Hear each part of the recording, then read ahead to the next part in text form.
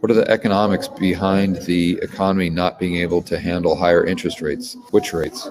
Well, I don't know. I'm trying to think of rates that could go up without crushing the economy. I don't know.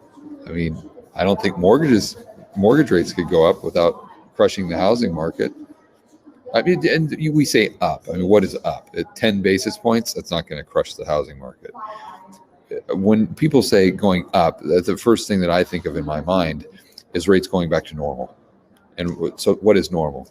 Normal is where they've been for the last 200 years. So that means the Fed funds at, call it 5%. That would mean mortgage rates at 8, 9%.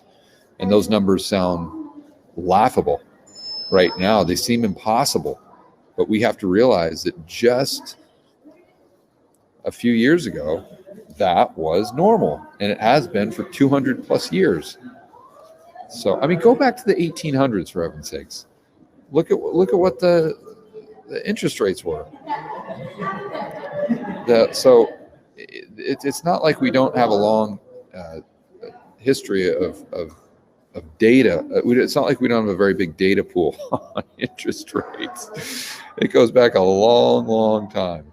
So again, when I hear interest rates going up, I think of just normalizing.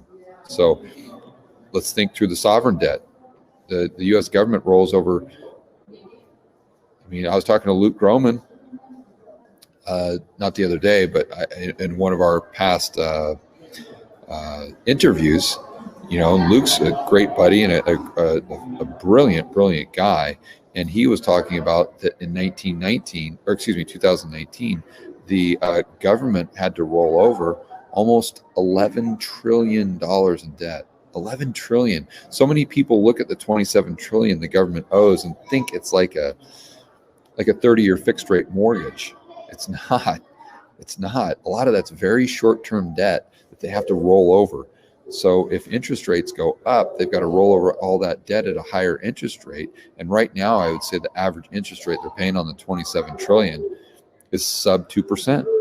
So what happens if that goes to 5, 6? Now all of a sudden, the government they can't pay the bills unless just the Fed monetizes more and more of the debt, which obviously they do. But that becomes a huge issue. Corporate debt.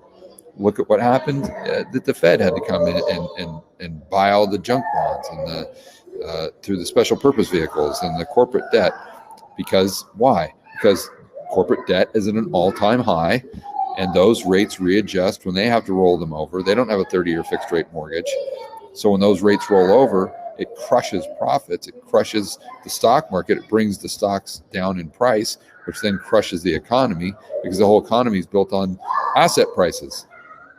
So it's this domino effect. It's this house of cards that is all built on artificially low interest rates, all the way from at the sovereign level down to the consumer level.